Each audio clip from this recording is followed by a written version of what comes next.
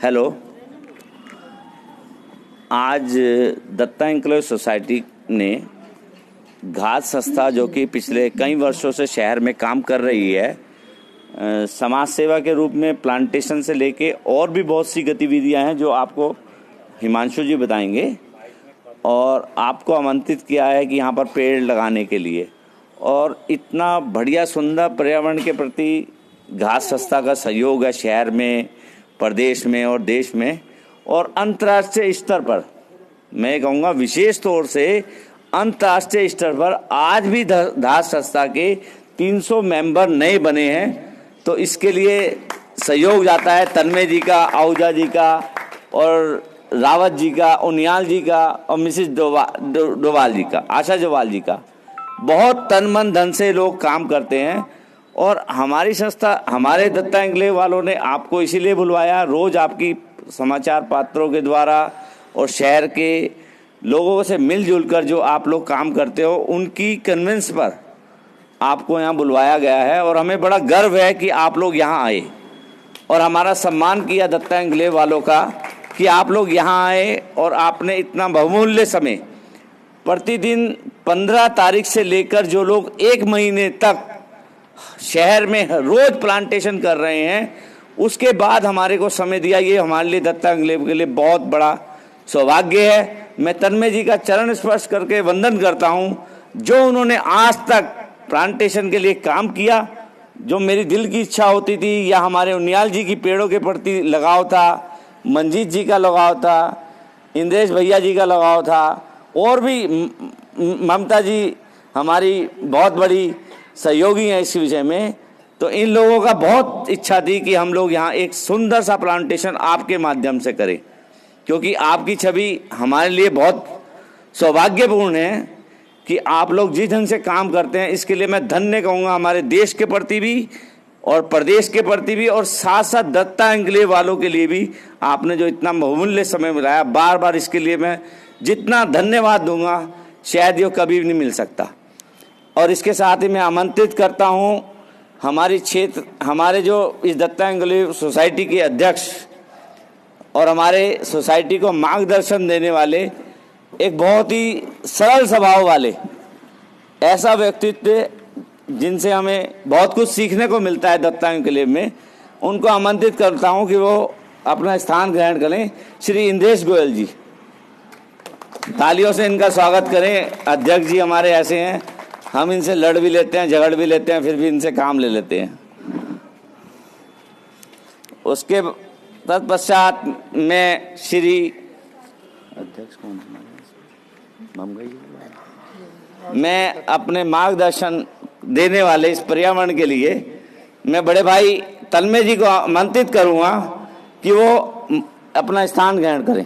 सभी लोग बहुत जोर से ताली बजाएं, क्योंकि ये प्रदेश के सिंबल है पर्यावरण के प्रति, और हमारे बच्चों की नई पीढ़ी के लिए बहुत सहयोग देने वाले हैं कि हमारी नई पीढ़ी को जो पेड़ की व्यवस्था है वो इनके माध्यम से हो रही है। बस ज्यादा ना रखो यहाँ पे। अब मैं आमंत्रित करूंगा आशा डोवाल जी से, कि मेरी बड़ी बहन है, मैं उनको आमंत्रित करूंगा कि वो अपना स्थान ग्रहण करें।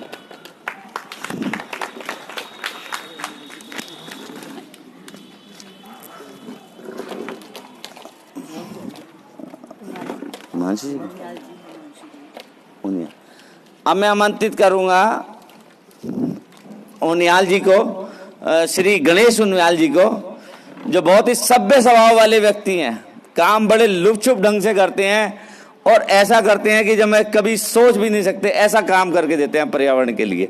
बड़े भाई उनियाल जी, गणेश उनियाल जी। हिमांशु हो जा तो बोलेंगे, दीदी उनको बोला। साथ ही हमारे सुंदर घात के ऐसे व्यक्ति जो समझाने में घात कितना सहयोग कर रहा है, पर्यावरण का कितनी उनकी जागरूकता है, कई बार वो लेख में भी लिखते हैं। और अभी एक रैली हुई थी घात की, जो नगर पालिका से चक्रोता रोड घंटा घर होते हुए निकली थी। पूरा उन्होंने जो विवरण दिया शहर का, वो अस्मरणीय है। उन्होंने एक एक चीज हमारे को समझाई कि हमारा शहर कितना सुंदर था, उसकी व्यवस्थाएं कैसे बिगड़ी।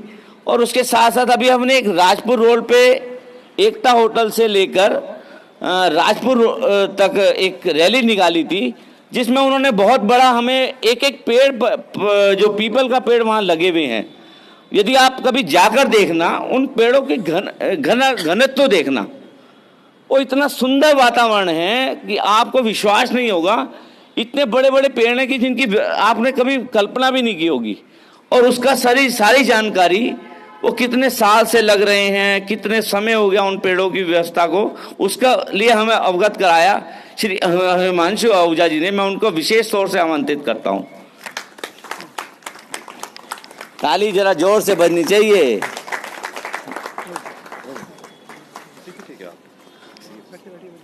अब मैं हमारे दत्ता एन्क्लेव के सचिव, जो बड़े लुके छुपे रहते हैं, काम बड़े भयंकर करते हैं, तो उनको आमंत्रित करता हूँ श्री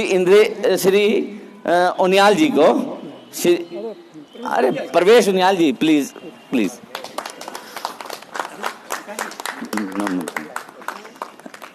जहाँ हमारे पास घाट में हमारी आशा डोभाल जी हैं, वो बहुत काम करती हैं, ऐसी मैं एक बहुत अच्छा चेहरा आपके सामने लाना चाहता हूँ।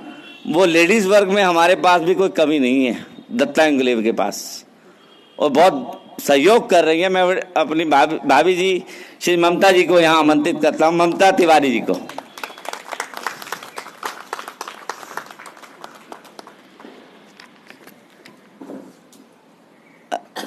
आप लोग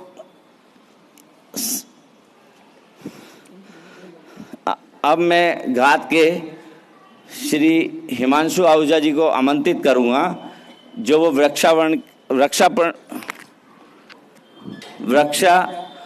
के इस कार्यक्रम को किस ढंग से वो शहर में चला रहे हैं और किस ढंग से चलाते रहे, उसके विषय में पूरी जानकारी देंगे। और ये शायद हमारे बच्चों के लिए, आगे परिवार के लिए जो भी ये कमियां हैं उसको पूरी कैसे करी जाएं पर्यावरण के माध्यम से, वो आपको समझाएंगे। हिमांशु जी आहूजा। धन्यवाद विकास जी। और सर्वप्रथम तो मैं सबका धन्यवाद करना चाहूँगा, पूरी दत्ता वेलफेयर सोसाइटी और सब पूरी कॉलोनी के आप सब लोग, गणमान्य लोग जो यहाँ उपस्थित हैं। और सबसे पहले मैं आप सब लोगों को हरेला की बधाई देना चाहूँगा। हरियाली का मौसम है, हरियाली का पर्व है, उत्सव है, और हम सब हरियाली का उत्सव मनाने के लिए यहाँ पर उपस्थित हैं। तो आप सब लोगों को बहुत बहुत बधाई। हमारे तन मन में भी हरियाली रहे, हमारे जीवन में भी हरियाली रहे, और हमारे वातावरण में भी हरियाली रहे। इसी बात को फैलाने के लिए ही धाद इतने वर्षों से ये काम कर रहा है कि हमारे वातावरण में हरियाली हो, उसी से हमारे जीवन में हरियाली हो, हमारे आसपास हरियाली हो। धात का संपूर्ण विवरण और बताने के लिए तो मैं अपने बड़े भाई तन्मय जी को बुलाऊंगा ही, लेकिन उससे पहले मैं आप सब लोगों को छोटी सी एक ये कहना चाहता हूँ कि हमारे शहर जो बढ़ते चले जा रहे हैं, हमारी कॉलोनियाँ जो फैलती चली जा रही हैं, उसमें हमारे आसपास हरियाली की जगह बहुत कम होती चली जा रही है। हम सब देख ही रहे हैं, हम लोगों को गाड़ियां भी पार्क करनी होती हैं, घर भी बनाने हैं, और हम चाहते तो हैं हरियाली हो, लेकिन कहाँ हो, कैसे हो, इस पे हम बहुत दुविधा भी हमें हो जाती है। तो कई बार उसका जो मुआवजा चुकाना पड़ता है वो हर पेड़ों को कट के ही चुकावना पड़ता है। हम देख रहे हैं पिछले, जब से राजधानी बनी है, पिछले 22-23 सालों से, तब से देहरादून में हज़ारों की संख्या में किस तरह पेड़ कट गए हैं, कितना नुकसान हमें हुआ है, और कितना हरा भरा हमारा देहरादून हुआ करता था। यहाँ पर बहुत सारे हमारे बुज़ुर्ग लोग बैठे हैं जिनको अभी भी याद होगा सबको कि देहरादून में कितने फलदार और फूलदार पेड़ हुआ करते थे, मुख्य सड़कों पर कितने पेड़ हुआ करते थे जो अब गायब हैं। इन सब के चलते हमारी हरियाली घटी है, तो हमारे बीच में बीमारियां भी बढ़ी हैं। सिर्फ इसीलिए बढ़ी हैं क्योंकि पेड़ों के कटने से हमें नज़र नहीं आता कि क्या नुकसान होता है, लेकिन पेड़ों के कटने से जितना प्रदूषण हम फैलाते हैं वो बढ़ जाता है, वो कहीं जाता नहीं, कोई सोख नहीं पाता है। इसलिए पेड़ों का हमारी ज़िंदगी में जो महत्व है, जो ज़रूरत है, उसको हम कितनी भी दिशा से, कितने भी तरीके से समझाएं, वो कम है, बहुत ज़्यादा है। इससे पहले कि हम अपने पेड़ों की और पौधारोपण की यात्रा पर आगे बढ़ें, और मुझे इतना अच्छा लग रहा है कि आपकी कॉलोनी ने इतना अच्छा प्रबंध किया है। बहुत कम, हम 1 महीने का पूरा कार्यक्रम कई सालों से चलाते हैं हरेला के महीने में, जहां हम जुलाई के मध्य से लेकर के और जो हरेला की संक्रांति होती है उससे घी संक्रांत की संक्रांति तक पूरा 1 महीना हम पौधारोपण करते हैं। शहर में हर जगह जाते हैं, प्रदेश में और कई शहरों में जो हमारे साथी हैं वो पौधारोपण करते हैं। बल्कि पिछले कुछ सालों से ऑस्ट्रेलिया, कनाडा और इंग्लैंड और अमेरिका में भी जो हमारे साथी हैं, जो लोग इस बात से जुड़े हुए हैं, वो भी कोशिश करते हैं पौधारोपण करने की और करते हैं सफल। तो ये सब बातें करने के लिए और आपको बताने के लिए मैं चाहूँगा कि तन्मय जी हमारे बीच में आए और हमें थोड़ा धात के बारे में बताएं कि किस तरह से हमारी शुरुआत हुई और आज हम यहाँ कैसे पहुँचे। धन्यवाद हिमांशु भाई। और सबसे पहले तो दत्ता एन्क्लेव के सभी जो लोग हमारे भाई विकास मित्तल जी के पहल पर यहाँ पर आए हैं, और न केवल आए हैं बल्कि पिछले 2-3 दिन से वो फ़ोटोज़ डाल रहे थे, जितनी शिद्दत से उन्होंने इसकी हमारे आने की तैयारी की है, तो वो हमको बहुत मतलब गहरी आत्मीय अनुभूति दे रहा है कि आप लोगों ने जो हमारा काम है उसको एक सम्मान दिया। और आप सब इस बात से कहीं ना कहीं वाकिफ़ हैं कि जो हम करना चाह रहे हैं वो दरअसल में इस दुनिया की, इस मानवता की भलाई का एक छोटा सा कदम है।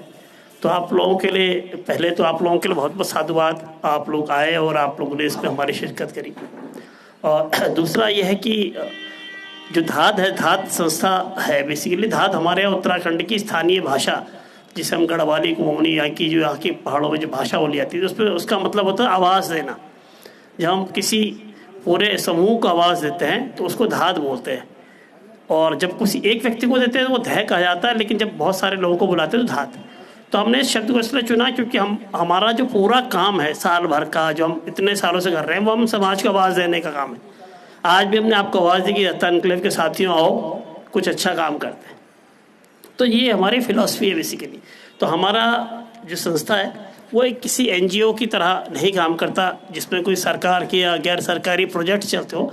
हम सब नौकरी पेशा लोग हैं, अपने अपने प्रोफेशन से जुड़े हुए हैं, लेकिन अपना समय निकाल करके हम लोग समाज के लिए छोटा छोटा योगदान करने चाहते हैं। तो जो आज हमारी टीम आपके साथ मंच पर बैठी है, कुछ लोग सामने हैं, तो मैं चाहूँगा कि मैं उनका परिचय भी कराऊँगा तो आप समझ सकेंगे कि हम लोग किस तरह से और कहाँ कहाँ से आते हैं। सबसे पहले हमारे साथ गणेश उनियाल जी हैं। उनियाल जी ONGC से रिटायर्ड है और अभी हमारा एक स्कूलों के साथ कार्यक्रम चलता है। आप सब लोग, तो मुझे उम्मीद है कि आप में से बहुत सारे लोग सरकारी स्कूलों से पढ़ करके बड़े हुए होंगे और आपकी जनरेशन नहीं जानती कि सरकारी स्कूल कैसे होते हैं। एक टाइम का MKP, DAV और हिंदू नेशनल, ये सब स्कूल हमारे मुख्य धारा के स्कूल थे, लेकिन धीरे धीरे ये हाशिए पे चले गए। आज जो शहर के गरीब बच्चे इन स्कूलों में पढ़ते हैं, ऐसे पूरे उत्तराखंड में भी बहुत सैकड़ों हजारों स्कूल है जहाँ ऐसे बच्चे पढ़ते हैं। तो गणेश उनियाल जी के ऐसा अभियान को धात की तरफ से लीड करते हैं, जिसमें इन स्कूलों में आम समाज के लोग अच्छी किताबें देते हैं, ताकि उन स्कूलों में जो पढ़ने वाले गरीब बच्चे हैं, जो कमज़ोर वर्ग के बच्चे हैं, उनको एक अच्छी शिक्षा का आधार मिल सके। तो गणेश उनियाल जी इस कैंपेन को लीड करते हैं, संयोजक हैं। तो गणेश उनियाल जी मूलतः ONGC से रिटायर्ड है। रिटायरमेंट के बाद इन्होंने धात को ज्वाइन किया, और जब ये आए थे तो हम लगभग 125 या 130-140 स्कूलों में हमारे कोने चलते थे। आज उनियाल जी की लीडरशिप है कि 800 कोने पूरे स्टेट में हैं, और पिथौरागढ़ से लेकर के चमोली तक के ज़िले कवर्ड है इसमें। तो ये उनियाल जी का परिचय। और आशा डोभाल जी है, दीदी आशा दीदी हमारे साथ, इन्होंने लास्ट ईयर ज्वाइन किया। ये टीचर रही हैं बेसिकली, इन्होंने लंबी सेवा टीचिंग में दी, रिटायर हुई हैं, उसके बाद धात में जुड़ी। और अब जो कोना रक्षा अभियान, जिसमें गणेश उनियाल जी प्रेसिडेंट हैं एक तरह से, आप उसकी सेक्रेटरी हैं। आप लगातार उन सभी स्कूलों में बहुत सारी एक्टिविटीज़ करती हैं। साथ में हमारे साकेत रावत जी पीछे जो फोटोग्राफ खींच रहे हैं, और वो हमेशा पीछे खड़े रहते हैं मंच पर, उनको कभी कम देखेंगे आप। वो basically Pusa institute of hotel and management से 81 के पास आउट है, और पूसा इंस्टीट्यूट बहुत रेपुटेड इंस्टीट्यूट हुआ करता था उस ज़माने में। और उसके बाद उनका अपना GI का, जनरल इंश्योरेंस का कंसल्टेंसी काम है। और आप हमारे रेगुलर वॉलंटियर हैं। महीने भर जो लोग साथ आने वाले हैं उनमें से साकेत भाई फर्स्ट है। हिमांशु आहूजा जी का डिजिटल फील्ड में काम है, बहुत अच्छे सामाजिक कार्यकर्ता, बहुत गहरे व्यक्ति है। और अभी जो जिस विषय को लेकर हम आपके पास आए हैं, जो अक्सर हम लोग इसकी बात कहते हैं कि पौधा लगाना चाहिए, हर साल कहा जाता है कि पौधे लगाओ पौधे लगाओ, पौधे तो हम लगा रहे हैं, सब कहते हैं कि लगा रहे हैं तो बच रहे नहीं बच रहे, क्योंकि हम देख नहीं पाते उनको। लेकिन हमने एक बात को महसूस की कि पौधा लगाना तो ज़रूरी है, लेकिन पिछले 10-20 सालों में जो देहरादून के लोगों ने देखा कि धीरे धीरे उनके आसपास के पेड़ गायब हो गए। अगर आप रोज़ सुबह उठोगे तो अगर आप चलोगे तो आप, मैं दावे से कहता हूँ कि हर दिन 1, 2, 4, 5 पेड़ गायब हो रहे हैं। चाहे किसी का प्लॉट कट रहा है, चाहे कोई रोड बन रही है। पहले तो कुछ लोगों ने ज़मीनों के नाम पर पेड़ काटे, फिर सरकारों ने काटने चालू कर दिए कि रोड चौड़ी करनी है तो इसलिए पेड़ काट दिए। तो मतलब जब देहरादून की जनसंख्या बढ़ी तो सबसे पहले कीमत पेड़ों ने चुकाई। और इसका कारण है कि आज हम गर्मी, तमाम तरह की दिक्कतें, जो देहरादून का इतना अच्छा वातावरण था वो कहीं ना कहीं डैमेज हुआ है। तो इसका कारण ये भी है कि बहुत बड़ी संख्या में पेड़ हमारे बीच में गायब हुए हैं। तो हिमांशु आहूजा जी जो हमारे साथ जुड़े हैं, उन्होंने असल में एक धार्मिक कैंपेन चलाते हैं ट्रीज ऑफ दून करके, यानी पेड़ देहरादून के। और उनका कहना ये था कि हम नए पेड़ तो लगाएं, लेकिन जो पहले से पेड़ हैं हम उनकी देखरेख करें। वो हमारे बुजुर्ग हैं, उन्होंने कहीं ना कहीं हमको 50 साल 100 साल, कुछ तो पेड़ 200 साल के, इतने सालों से हमारे को ऑक्सीजन दे रहे हैं, हमारे को वातावरण दे रहे हैं, हमारे को चिड़िया देखने को मिलती है, पंछी देखने को मिलते हैं। तो वो सब उन पेड़ों ने हमारे एक वातावरण का योगदान दिया है। तो उनको भी एक प्राणी मानते हुए, उनको भी एक जीवन मानते हुए, उनका भी हमको धन्यवाद करना चाहिए और नए पेड़ लगाने के साथ पुराने पेड़ों को भी ध्यान रखना चाहिए। तो वो एक मुहिम चलाते हैं और हमारे साथ दाद का एक चैप्टर है। तो हिमांशु भाई के लिए शुभम हमारे सामने टेक्निकल सपोर्ट है, आप लाइव चलाते हैं। शुभम झंडा मोहल्ले का लड़का है, बेसिकली रेडियो में, आकाशवाणी रेडियो में काम करते हैं, ये भी धाद में वॉलंटियर कर रहे हैं। ऐसे बहुत सारे साथी हैं जो अपने अपने घरों में, क्योंकि रोज़ ड्यूटी रहती है अलग अलग लोगों की, तो आज हम लोग हर मोहल्ले में जाते हैं तो 5-7 लोग जाते हैं और फिर कल हम सब लोग मिलकर काम करते हैं। तो ये तो रही हमारी टीम का परिचय। अब आप लोगों के बीच में आने के 2 उद्देश्य।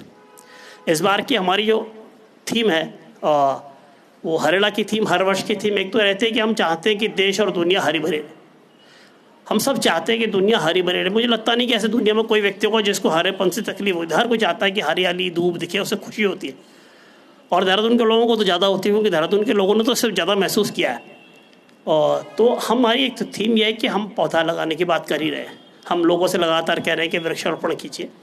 तो इस बार हम लोगों ने 3 तरह का काम शुरू किया। इस पर हमने देश और दुनिया में सब जगह अपील की कि आप लोग जहाँ पर भी हैं, अगर आप देहरादून में हैं तो आप हमारे साथ मिलकर कर सकते हैं। अगर आप बाहर हैं तो आप अपने स्तर पर पौधा लगाएं, उसकी देखरेख करें, उसे वृक्ष बनाओ। क्योंकि लगा करके अपनी जिम्मेदारी नहीं पूरी करनी, उसका समय समय पानी देना, ताकि वो बड़ा पेड़ हो जाएगा तो वो अपनी देखरेख खुद करता है, जैसे हमारे बच्चों का आप लालन पालन करते हैं। और दूसरा हम ये कह रहे हैं कि अगर आप ऐसा नहीं कर सकते, जैसे आपके मोहल्ले में, बहुत सारे मोहल्लों में देख रहे हैं कि पेड़ लगाने के लिए जगह नहीं है, और सच ये सबसे बड़ा सच है आज की तारीख। तो हमने कहा कि हम लोगों ने एक ग्रुप बना रखा हरेला वन के नाम से, जिसमें हम सब लोग मिल करके जगह ढूंढते हैं, वहाँ पेड़ लगाते हैं, उसकी देखरेख करते हैं, उसको बड़ा करते हैं और उसके समय समय पानी देते हैं। हमारी एक पूरी टीम है हरेला वन की, जो आज इत्तेफाक से नहीं आई है। तो वो पूरी टीम है। अगर आप उस टीम से जुड़ना चाहें तो उस टीम से जुड़ करके भी आप ऐसा कर सकते हैं। तो अभी हम लोगों ने माल देवता, मैं आपको बताना चाहता हूँ, माल देवता हमारा स्थल गाँव है। अगर आप कहीं घूमने जाए तो रोड पर स्मृति वन का बोर्ड दिखेगा आपको। वो 3 साल पहले उत्तराखंड की सरकार ने हमको जगह दी थी। ज़मीन तो सरकार की है, लेकिन हमने उस पर जंगल विकसित किया है। और हमने लोगों से क्या कहा कि आप अपने परिजनों के नाम से पौधे लगाओ, उसमें अपने दादाजी के नाम से एक पौधा लगाओ, अपने जो नहीं है इस दुनिया में उनको उनके पौधे के साथ जीवित करो। तो इस तरह से एक तो उसका भावनात्मक लगा होगा, और जो पौधा है वो नाम तो दादाजी का आपका, लेकिन अंततः दुनिया को दे तो ऑक्सीजन ही रहा है, अंततः दुनिया को हरा ही कर रहा है। तो वहाँ पर लगभग 250 से 300 पौधे पिछले 3 सालों में लगे। जब कोरोना में सब लोग घर में बैठे हुए थे तो तब हम लोगों ने स्मृति वन की नींव रखी थी। तो 2020 जुलाई में हरेला में हुआ था, और तब से वो 3 साल से वहाँ लगातार पौधे हो रहे हैं। अब चूँकि वो पूरा भर गया है तो इस साल हमने तय किया है कि हम कुछ और जगह ढूंढ करके ऐसा करेंगे। उसके जितने भी सदस्य हैं वो 100 रुपये महीना देते हैं, यानी साल भर के 1200 रुपये। और उसमें एक लड़का वहाँ रहता है जो उनकी देख रेख करता है, पानी डालता है, निराई करता है, गुड़ाई करता है, तो उसको छोटा मोटा तनख्वाह देते हैं। फिर ट्री गार्ड हम लोग सरकारी नहीं रहते, अपने आप परचेज़ करते हैं। तो इस व्यवस्था को हमने इस तरह से बनाया कि ताकि पौधे लगाने के साथ बचे, और वहाँ पर जितने भी पौधे लगाए जाते हैं सब बचते हैं। अगर कोई डैमेज हो जाता है तो उसे हम दोबारा लगाते हैं ताकि वो पौधा वृक्ष में बने ही बने। तो उसके इस बार हमने विस्तार किया। उसके रोड पर भी 100 पौधे लगाए हमने इस बार, पुष्पवन नाम दिया उसे। कल हम यहाँ पर प्रेमनगर में बनियावाला एक स्कूल है, हाई स्कूल, वहाँ हम एक बाल वन शुरू करने वाले हैं, वहाँ भी हम 100 पौधे लगाएंगे। तो 100 पौधों की यूनिट्स हम खड़ी कर रहे हैं देहरादून के बहुत सारी जगह पर। तो हमारा आपसे भी निवेदन रहेगा कि अगर आप पौधा लगाने के शौकीन हैं, आप चाहते हैं कि यार मैं कोई पौधा लगाऊँ वो बड़ा हो जाए, तो आप उससे जुड़ सकते हैं, आ सकते हैं। कल आपके लिए निमंत्रण है। उसके फिर अगले संडे को हम स्मृति वन में फिर से पौधारोपण करना चाहते हैं। तो जो भी आप में से आना चाहे, जुड़ना चाहे, चाहे वॉलंटियर करना चाहे, या देखने आना चाहे, चाहे सदस्य बनना चाहे, जैसे भी जिस भी तरह से आप आना चाहे, आपका स्वागत है। और दूसरा, इस पूरे अभियान का एक जो विशेष निवेदन आपको करना है इस बार, दरअसल में उत्तराखंड में 2 तरह के संकट हैं। एक तो हमारा मैदानी इलाका, एक है पहाड़ का इलाका। मैदानी इलाके में संकट यह है कि पेड़ कट रहे हैं। पहाड़ी इलाके में संकट है कि गांव वीरान हो रहे हैं, लगातार गांव उजड़ रहे हैं। हर साल कोई ना कोई गांव खत्म हो जाता है, वहाँ की खेती वीरान हो जाती है, वहाँ के गाँव में जंगल उगाता है, और वहाँ के लोग बढ़ते हुए पेड़ों से परेशान हैं, उन्हें काटना चाहते हैं, क्योंकि उसने बंदरों का, सूअरों का आतंक खड़ा कर दिया है। तो उत्तराखंड के सामने एक अजीब सी त्रासदी हुई। देहरादून तो भरा जा रहा है, लगातार लाखों लोग देहरादून में आ रहे हैं, काशी नगर में आ रहे हैं, और पहाड़ जो है वीरान हो रहे हैं। और हरेला जो बेसिकली, अगर आप गूगल भी करेंगे तो हरेला बेसिकली कृषि का पर्व है, यानी कि कुछ बोने का पर्व है। तो पहले पहाड़ में खेती बाड़ी जब होती थी तो हरेला के टाइम पर फसलों का अंदाज़ा लगाते थे, कौन सी फसल अच्छी, कि वो हरेला से करते थे। तो हमने इसलिए इस बार ये भी कहा है लोगों से कि हम ये चाहते, जिस तरह से हम चाहते हैं कि देहरादून हरा भरा रहे, हम सबकी कामना ये भी है कि पहाड़ के को गाँव वीरान ना, कोई अपना घर छोड़ करके किसी जगह ना बसे, वो पढ़ लिख करके जाए। तो इसलिए हम चाहते हैं कि जो वो लोग उत्पादन करते हैं वहाँ पर, जो उगाते हैं, जो वहाँ खेती बाड़ी करते हैं, हम उनका समर्थन भी करते हैं, हम उनसे थोड़ा सा खरीदते भी है कुछ सामान, ताकि वो लोग अपना जीवन यापन अच्छी तरह से कर सके और वहाँ जो रह रहे हैं उनको हौसला मिले। इस थीम पर हम लोगों ने इस वर्ष का पूरा हरेला कराया। और उसके कुछ नारे तो हमने पहले लगाने थे, लेकिन अब मुझे लगता है कि हम आपको समझा पाए, तो हम इसके 2-3 नारों के साथ अपनी बातचीत करते हैं। तो एक नारा तो इस देश के लिए, भारत देश जिसमें हम रहते हैं, वो नारा है कि हरेला का जो संदेश है इस देश के लिए, इस दुनिया के लिए, वो क्या है। तो हमारा नारा है कि सुनो हरेला का संदेश, हरा भरा हो मेरा देश। और मुझे नहीं लगता कि इस बात से कोई नाइत्तेफाकी रहता। हम सब चाहते हैं कि हमारा देश, दुनिया हरी भरी रहे। तो मैं नारा दूंगा पहली लाइन, और आप लोगों ने थोड़ा सा उसको साथ में देंगे तो आनंद आएगा, ठीक है। तो सुनो हरेला का संदेश, हरा भरा हो मेरा देश। पहले रिपीट करते हैं, सुनो, पहले बोलूंगा सुनो हरेला का संदेश, तो फिर बोलते हैं, फिर रिपीट करते हैं। सुनो हरेला का संदेश, हरा भरा हो मेरा देश। सुनो हरेला का संदेश, हरा भरा हो मेरा देश। अगर बहुत कम लोग सहमत है, मुझे आते लोगों का सहमत है, वो चाह रहे हैं कि हरा भरा, थोड़ी कम हरा भरा हो, तो इसलिए जरा जोर से। मकसद क्या है? देखो, मकसद मुझे लगता है कि हमारे, जब हम बोलते हैं तो हमारे भीतर उतरता है, जब हम जिस शब्दों को बोलते हैं। तो सुनो हरेला का संदेश, सुनो हरेला का संदेश। अच्छा, और दूसरा नारा जो हम कहते हैं कि जो हमारे लिए क्या है, जो हम क्या करने वाले हैं। हम चाहते, एक तो हमारी कामना है कि हरा भरा मेरा देश हो, तो उस पर हम क्या करने वाले, हमारा नारा था कि चप्पा चप्पा हरा करेंगे। यानी हम जो है जहाँ पर भी हो सकता है कि बो देंगे कुछ ना कुछ, ताकि हर कोना हरा हो जाए, और हरियाली से धरा भरेंगे, इस धरती को हरियाली से भर देंगे जहाँ तक भी हमारी सीमा है। तो जो मेरी सामर्थ्य है, जो आपकी सामर्थ्य है, हर किसी की सामर्थ्य है, वो अपनी सामर्थ्य में एक पौधा जरूर लगाएगा जहाँ जो उसको स्थान मिलता है। तो ये भी नारा बोलेंगे, और ये चप्पा चप्पा हरा करेंगे, हरियाली से धरा भरेंगे। तो अगर किसी को आपत्ति हो वो शांत रह सकता है, जिसको सहमति हो वो बोल सकता है।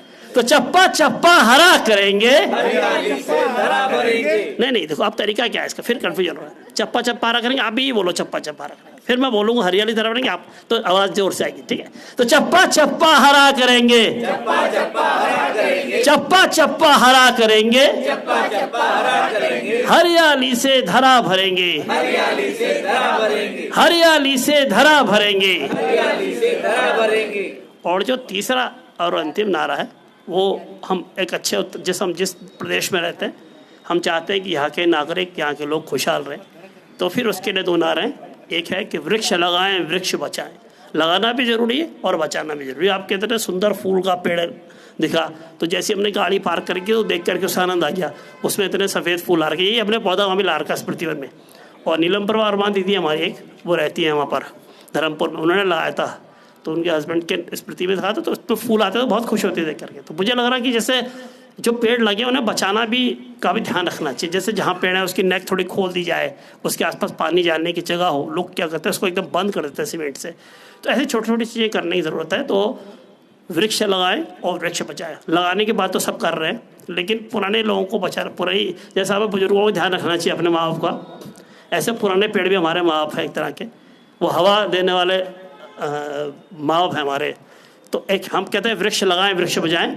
और जो नारा उत्तराखंड के पहाड़ के उन गाँवों के लिए है कि उपज हिमालय की अपनाएं, यानी कि वहाँ का जो प्रोडक्शन है, अब तो दुनिया कह रही है, मोदी जी ने इस बार मिलेट वर्ष घोषित किया हुआ है भारत में, यानी वो कह रहे हैं कि जो कोदा झंगोरा जो पहाड़ में जो मोटा अनाज था वो हमारे शरीर के लिए बहुत अच्छा था, जो हम इतनी बीमारियों की चपेट में आ गए उसका कारण यह है कि हमने मोटा अनाज खाना बंद कर दिया है और हम बहुत बारीक अनाज खा रहे हैं।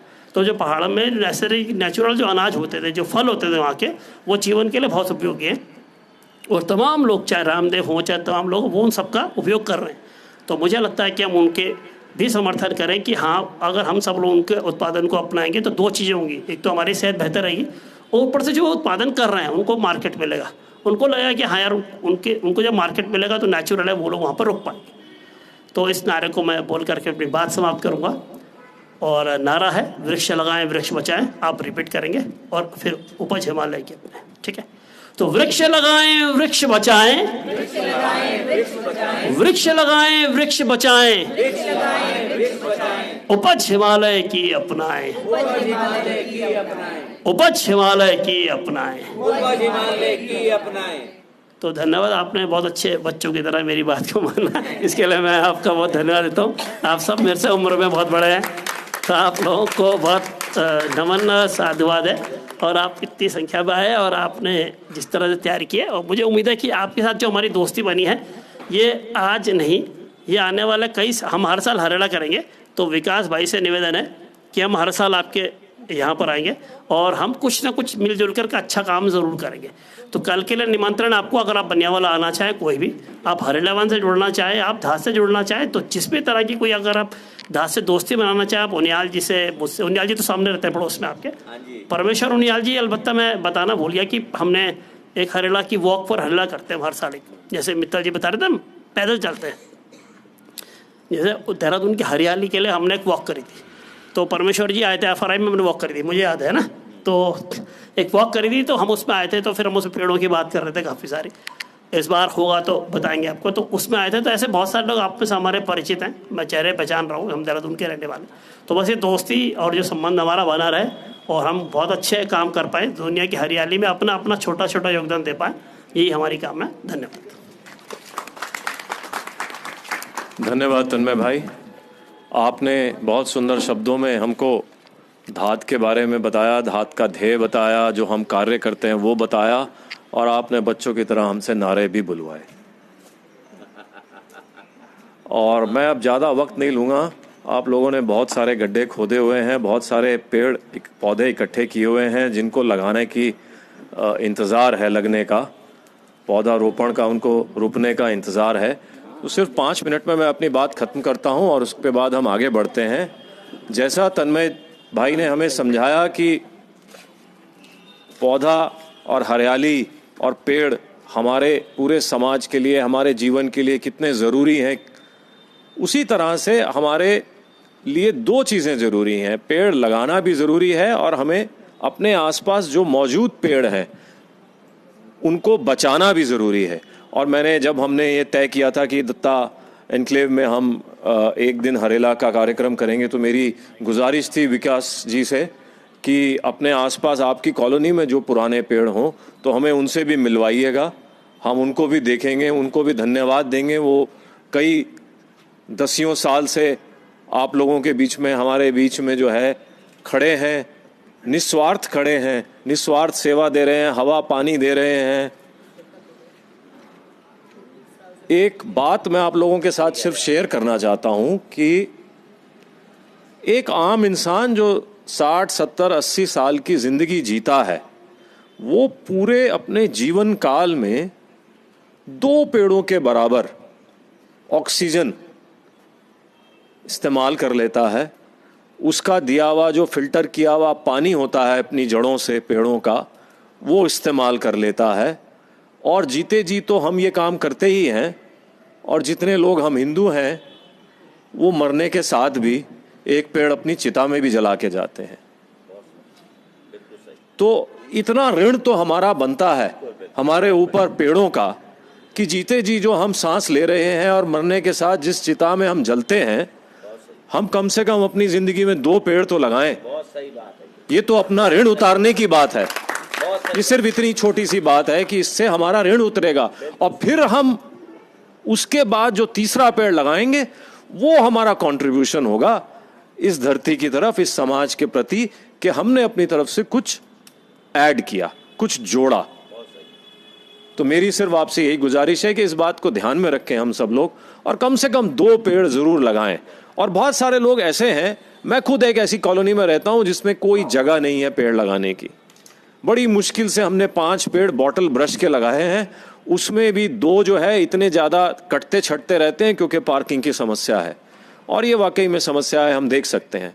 तो उसके लिए जैसा तन्मय भाई ने बताया कि हम हरेला वन जो है अलग अलग जगहों पर जमीन ढूंढ करके विकसित कर रहे हैं, कोशिश कर रहे हैं आम सब आप सब लोगों के सहयोग से, कि जहां हमें 50-100 लोग पेड़ों की जगह मिले तो हाँ हम 100 पेड़ लगाएं, और उसकी कम से कम 3-4 साल तक हम नियमित देखभाल करें, पानी दें, गुड़ाई करें, खाद डालें, उनको बचा के रखें जानवरों से, सब चीज़ों से, ट्री गार्ड लगाएं उन पे, तो 3-4 साल तक उनकी देखभाल हो जाए। जब वो बड़े हो जाएं फिर वो अपनी देखभाल खुद कर लेंगे। पेड़ों का ये भी एक बहुत बड़ी बात है। बच्चे को तो हम 21 साल तक कॉलेज तक पढ़ाते हैं, पेड़ों को सिर्फ 3-4 साल तक ही समझाने की, देखभाल करने की ज़रूरत रहती है। तो हम में से वो लोग जो पेड़ खुद नहीं लगा सकते, अपने आसपास नहीं लगा सकते, वो इस भावना के साथ वो जो 100-100 पेड़ों के हमारे झुंड हैं, छोटे वन जिसे हम संज्ञा देते हैं, उनके साथ जुड़ करके 1 पेड़ 2 पेड़ जितने भी पेड़ लगाना चाहें वो लगा करके जुड़ सकते हैं, जिसकी डिटेल विकास भाई के पास है। अब मैं आप लोगों का ज़्यादा समय ना लेते हुए, मैं अध्यक्ष जी हमारे बीच में जो गोयल जी हैं, गोयल जी से गुजारिश करूंगा कि यहाँ आएँ और हम जो विधिवत अपने पौधारोपण कार्यक्रम की शुरुआत करें। और आपका बहुत बहुत धन्यवाद गोयल जी, उनियाल जी और विकास जी और आप सब बाकी लोगों का कि आपने हमें अपने बीच बुलाया इस पुण्य काम के लिए। धन्यवाद। धन्यवाद हिमांशु आहूजा जी। सर्वप्रथम चप्पा चप्पा हरा करेंगे, हरियाली को हरा करेंगे। मुझे बहुत अच्छा लगा इनका ये स्लोगन, और मैं अभी चाहूँगा कि मैं रोज इसको रिपीट करता रहूँ ताकि मेरे मन में ये भावना जागती रहे। बहुत सुंदर, बहुत ही सुंदर। आदरणीय धाक संस्था के अध्यक्ष तन्मय जी, सचिव हिमांशु आहूजा जी, मैडम आशा डोभाल जी, उनियाल जी, साकेत रावत जी,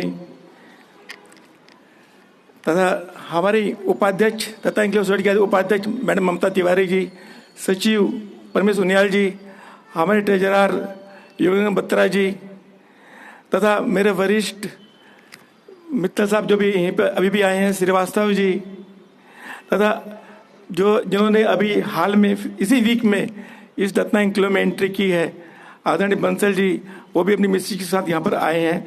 आप सबका हार्दिक स्वागत है, नमन है, अभिनंदन है। पर्यावरण के बारे में तो हमें वैसे काफ़ी कुछ मालूम भी है, बचपन से जानते भी हैं, पर एक पीड़ा भी थी कि इसको हम यहाँ वृक्षारोपण करें, पर हमारी ये कामना पूरी नहीं हो पा रही थी। इतने में हमारे भाई विकास जी ने का ये प्रस्ताव आया क्यों ना हम यहाँ पर वृक्षारोपण करें। इसी कड़ी में जब इन्होंने ये प्रस्ताव हमारी कमेटी के सामने लाए गए तो सभी ने इसको सहर्ष रूप से स्वीकार किया। फिर सबसे बड़ी समस्या आई कि कूड़ा का निस्तारण कैसे हो। जो लोग पहले आए हुए यहाँ पर आपने देखा होगा कि करीब 25-30 सालों से शुरू की एंट्री में ही एक भारी भरकम मात्रा में वेस्ट पड़ा हुआ था। तो हमने अपने सभापति सोनू भाई जो यहाँ पर उपस्थित हैं, इनकी सेवा ली। मैं तहे दिल से सोनू भाई का धन्यवाद करता हूँ। तो सोनू जी तो आप भी आइए आगे, जिनकी सोनू भाई प्लीज आइए, इनका यही चलो। और इनका बहुत बड़ा सहयोग है। जरूर जरूर जरूर, आइए आइए एक चेयर आइए आइए, लीजिए लीजिए। नहीं अब अरे हम कोई नहीं, हम आपके अरे बैठ बैठ। कोई अलग आप नहीं, आप एक ऐसी चीज जो कि हम समझ रहे थे असंभव है, और हर तरह से हम अपने आप को मतलब हथियार फेंक चुके थे। सोनू भाई ने हमारी मेहनत कर हमें सपोर्ट किया पूरी डेडिकेशन के साथ। कम से कम मेरे ख्याल से 20 ट्रैक्टर ट्रॉली और 2-3 बड़े डंपर वहाँ से कूड़ा निकाला। जब इतना कुछ हुआ हमें भी हिम्मत बढ़ी, तो उसके बाद धीरे धीरे लोगों का झुकाव पर्यावरण की तरफ होता रहा। हमारे मंजीत जी हैं, इनको थोड़ा स्पेशलिटी है इस मामले में, विकास जी हैं, मैडम तिवारी जी हैं, और फिर एक जब आगे बढ़ते चले जाते हैं तो सबका मुनाफ होते चले जाते हैं, मेरा ऐसा मानना है। और ऐसे ही हमारे इस यहाँ पर भी हुआ। अब मैं घास सस्ता का, जिन्होंने कि अपना बहुमूल्य समय, आखिर समय की तो कमी है लोगों के पास, और अपनी पूरी टीम के साथ आए हैं यहाँ पर, हमारा मनोबल बढ़ाया, हमारा हमें हिम्मत दी। तो एक हमें भी लगा कि हम क्यों ना इस काम को करें। इसके साथ ही साथ एक यहाँ जोरा कुकरेजा लड़की है, छोटी सी बिटिया है हमारी, इसी कॉलोनी में रहती है, जोना कुकरेजा। तो उसने भी अपना साहस दिखाया अपनी एक टीम के साथ। वो 2 दिन पहले यहाँ पर आई, और जो ट्री प्लांटेशन के लिए गड्ढे करने थे, उसने कहा अंकल जी ये गड्ढे मैं अपनी टीम से यहाँ करवाऊंगी, और पूरी लगन के साथ। मेरा ये कहना है कि जब हमें कोई काम करते हैं तो भगवान भी हमारा साथ देता है, ऑटोमेटिकली सब काम होते चले गए। पता नहीं क्या, और कुछ जो सपना हमारा था ट्री प्लांटेशन का, श्रीवास्तव जी से मैंने कहा, श्रीवास्तव जी मतलब मुझे पूरा तो नहीं मालूम, फॉरेस्ट में आकर काम भी कर रहे हैं, और पहले भी एक अच्छी पोस्ट से रिटायर हुए हैं। तो मैंने अनुरोध किया तो श्रीवास्तव कहने लगे मैं भी तो इसी का निवासी हूँ, मैं ये तो मेरे लिए, मैं खुद ही का काम करना चाहता हूँ। तो उन्होंने भी हमें प्लांट उपलब्ध कराए। इसी तरह संख्या बढ़ती गई है ना, और आज उसकी परिणति में आप सब लोग यहाँ पर आए, और हम यहाँ पर जो है ट्री प्लांटेशन कर रहे हैं। इसलिए आप सबका, पूरी कॉलोनी वासियों का तहे दिल से धन्यवाद। और मैं ये उम्मीद भी करता हूँ कि भविष्य में भी आप सब लोग हमें इसी तरह से सहयोग करते रहे। अब हम ट्री प्लांटेशन के बाद दोबारा यहाँ पर आएंगे। एक हमने छोटा सा सूक्ष्म जलपान रखा है, उसे ग्रहण करने के बाद सब अपने घरों में जाएंगे। अब यदि किसी को और अपना सुझाव देना है तो यहाँ आप आमंत्रित हो, आकर कह सकते हो। यदि नहीं तो फिर हम ट्री प्लांटेशन के लिए चलते हैं। धन्यवाद। मैडम आप बोला कुछ? मैडम